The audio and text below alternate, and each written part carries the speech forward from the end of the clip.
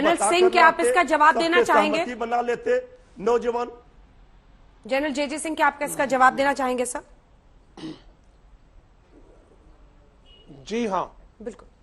मैं कुछ टिप्पणी करूंगा, दो चार बातें जो आई हैं। सबसे पहले हमें देखना चाहिए कि ये नौजवान वीर हमारे देश की सरहदों पे रहेंगे और 4 साल के बाद जो नहीं परमानेंट होते वो भी सारे अपने छाती पर गर्व से एक अग्निवीर का बैज लगाएंगे। आप राजनेताओं से मैं अभी कहना चाहता हूं, क्या आप उनकी इज्जत मान करोगे? अगर करोगे तो उनको सब कुछ मिल जाएगा। आपको ये पहला फर्ज है। पूरा देश का इसमें सवाल पैदा होता है कि पूरा देश किस तरह से हमारे अग्निवीरों की को सम्मान देगा और उनको रिहैबिलिटेट करने में मदद करेगा।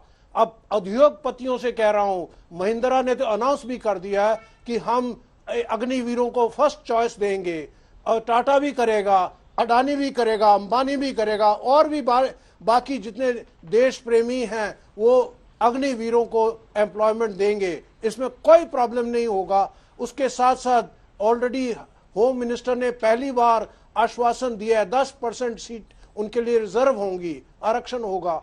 और नॉट ओनली इन पैरामिलिट्री और civil arm police forces but also in other PSUs, और समझ लीजिए नेवी, एयरफोर्स के अलावा कोस्ट गार्ड और जितने भी ऑर्गेनाइजेशन हैं, रेलवेज, पोस्ट एंड टेलीग्राफ, इसमें कितने जॉब्स हैं ये सब देंगे। इसके अलावा मेरे पास 2 पॉइंट और हैं। एक तो 11 लाख की बात की गई। आपको मैं बताना चाहता हूं, मेरा बहुत तजुर्बा है फौज में। ये नौजवान वीर बोलेंगे हमको फॉरवर्ड एरिया में जाना है। क्यों? वहां पे हाई ऑल्टीट्यूड अलाउंस मिलेगा, वहां पे सेपरेशन अलाउंस मिलेगा, वहां पे फील्ड एरिया अलाउंस मिलेगा, काउंटर इंसर्जेंसी अलाउंस मिलेगा। तो उनकी तनख्वाह बन जाएगी 50-60 हजार।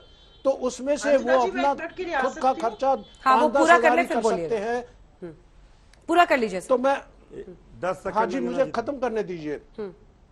तो मेरे हिसाब से हर महीने 25-30 हजार रुपए वो बचा सकता है, और 4 साल के बाद उसके पास 12 लाख और भी होंगे अपने निजी।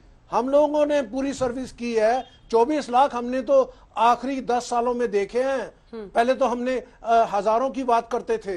तो ये तो 4 साल के बाद जिसको 20 लाख 25 लाख मिल जाता है वो अपना छोटा सा एंटरप्रेन्योर बन जा सकता है। और बाहर वाले देशों में वो छोटे छोटे रेस्टोरेंट लगा देते हैं अपने अपने गांव में। आप बाहर जाते हैं, सब देखा होगा कि छोटे से छोटे विलेज में भी अच्छा सा रेस्टोरेंट होता है। तो ये ट्रेंड यूथ जिनको हमने सिखलाई दी है, जिनको हमने वैल्यूज समझाई हैं, मतलब वो ये काम कर सकते हैं। और उनको गवर्नमेंट की नौकरी नहीं चाहिए, कईयों को नहीं चाहिए। और कोई भी दुनिया की गवर्नमेंट हर नौजवान को नौकरी नहीं दे सकती है। तो इतना बोलने के बाद मैं आपको कहना चाहता हूं कि ट्रेनिंग के बारे में बोला गया। ट्रेनिंग जो है, जैसे हमारे फौज के सीनियर ऑफिसर्स ने 2-2.5 साल इसकी परीक्षा की है, इसका एग्जामिनेशन किया है कि क्या हमारे लिए फॉर्मूला अच्छा रहेगा और हमारे देश के लिए जो फॉर्मूला अच्छा रहेगा वो उन्होंने अपनाया है।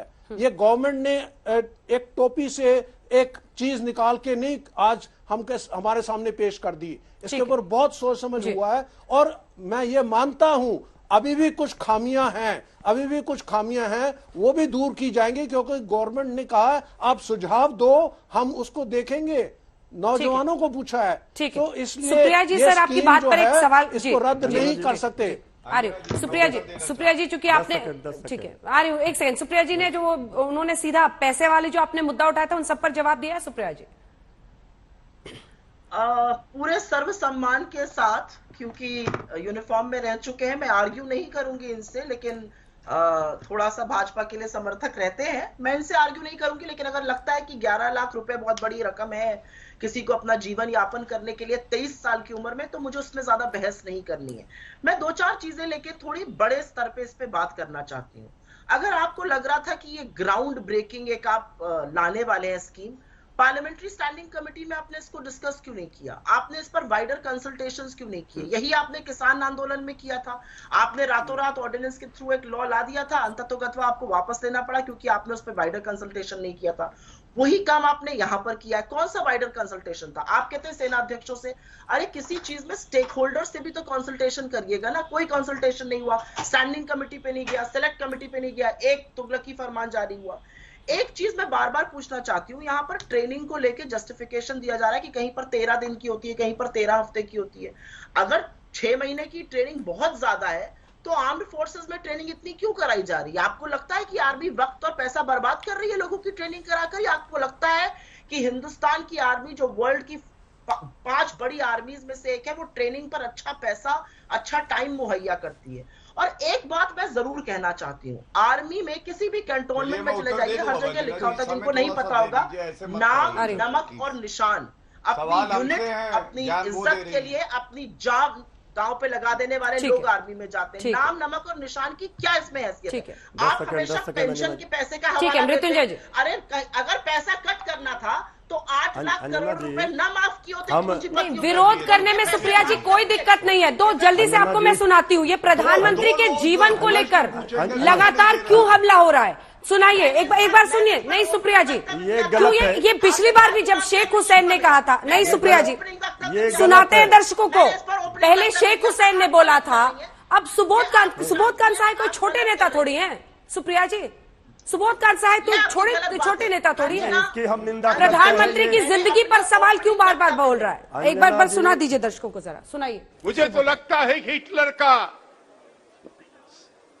सारा इतिहास इसने पार कर लिया।